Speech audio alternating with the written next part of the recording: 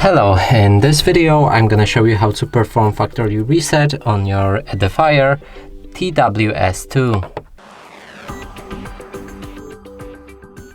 So in order to do this, simply take each of the earbud, hold this button, hold this button for 8 seconds on each of the earbuds.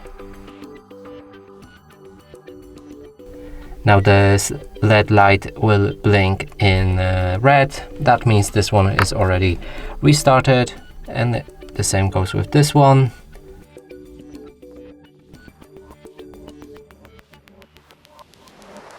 It's also restarted. Now we can put both of the earbuds in the case, close it, open it again, take them out, and your devices should successfully be factory restarted. And that's it for this video. Hope you like it. Please consider subscribing to our channel, leave a like and a comment below.